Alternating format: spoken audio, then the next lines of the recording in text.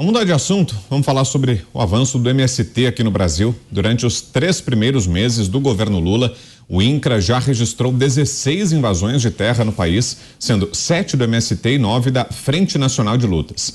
O número supera todo o primeiro ano do governo de Jair Bolsonaro, quando foram registradas 11 invasões. A última tomada de terra registrada foi em Pernambuco, em uma fazenda de cana-de-açúcar com 800 hectares no município de Timbaúba, que deu início ao chamado Abril Vermelho, quando o MST intensifica as invasões. Em 2022, ainda no governo de Bolsonaro, o Abril Vermelho se resumiu a marchas e manifestações, com apenas 4 invasões de propriedades rurais.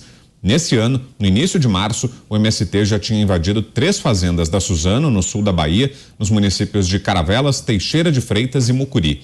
Segundo o ministro da Agricultura, Carlos Fávaro, invasões não serão toleradas. No entanto, outras pastas preferiram não condenar a ação dos grupos sem terra. Pavinato. Bom, nós estamos hoje, faz 96, 95 dias que o Lula é presidente. Quais são os resultados?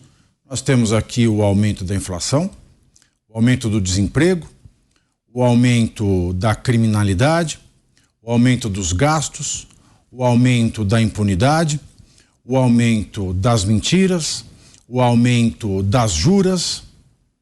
Enfim, se o Congresso Nacional não fizer nada, e parece que pela iniciativa de deputados federais como os deputados Kim, o nosso grande amigo Ricardo Salles e tantos outros que se preocupam com esse grupo organizado que há décadas assombra o agronegócio, o produtor rural, o proprietário rural brasileiro, nós vamos começar a eliminar um de tantos problemas que existem no Brasil.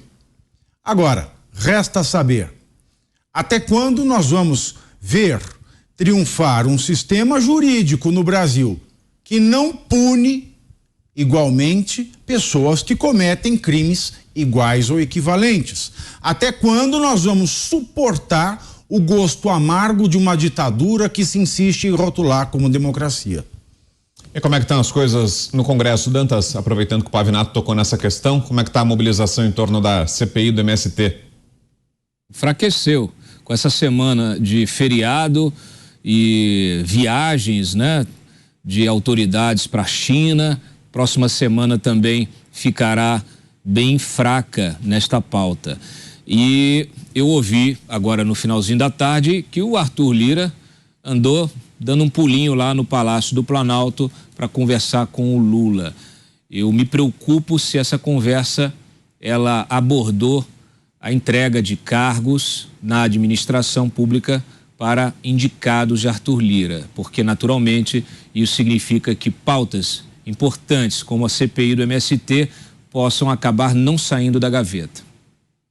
Seria o mesmo expediente, né, Zé, que já foi usado pelo governo na CPMI do 8 de janeiro, né? A entrega de cargos, de emendas para tentar sufocar a CPI. No caso dessa do MST, será que pode dar certo essa estratégia do governo, Zé?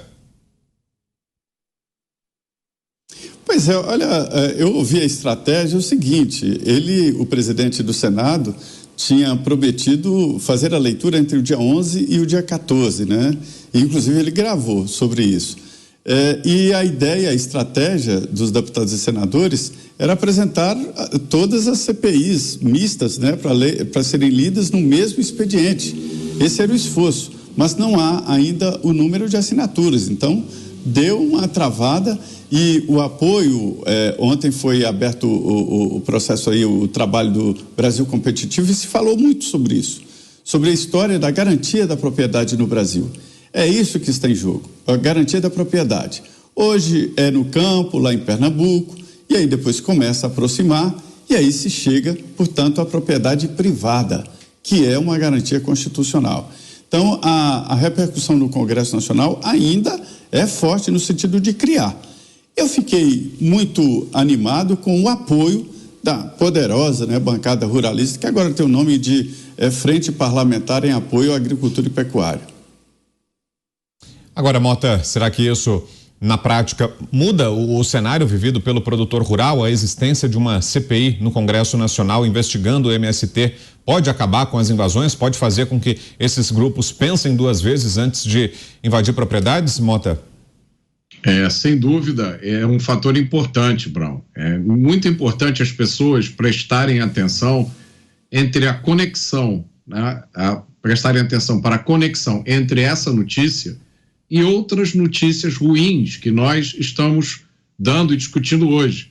Quando se faz um elogio de invasões de propriedade e se chama os invasores de companheiros, a colheita só pode ser essa, um número recorde de invasões. A mesma coisa se aplica à segurança pública.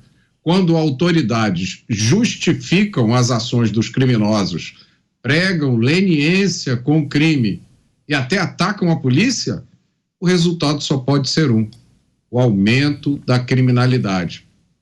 Há quem veja nisso tudo uma incompetência fenomenal que resulta no caos, mas há quem veja nisso um plano cuidadosamente orquestrado, porque a semeadura é opcional, mas a colheita, essa é obrigatória. Posso fazer uma observação? Por favor. A gente não pode se enganar também muito com CPI e CPMI. São comissões que investigam, mas eles não condenam. Portanto, no caso do 8 de janeiro, se nós chegarmos a caso de abuso de autoridade, se for comprovado isso com essa investigação, se o próprio Congresso não tomar medidas para punir aqueles agentes que, no âmbito federal, abusaram de autoridade, cometeram crimes, extirpando-os dos seus cargos, CPI nada é a mesma coisa. Vai ser apenas uma narrativa que vence, uma narrativa que perde, ou uma grande perda de tempo, e quem perde é o povo. No caso da CPI do Sem Terra, uma vez que quem faz a repressão policial às invasões locais são as polícias dos estados e o Congresso não tem o poder de afastar governadores, secretários de segurança pública, se o Congresso não legislar a respeito disso, vai ficar elas por elas.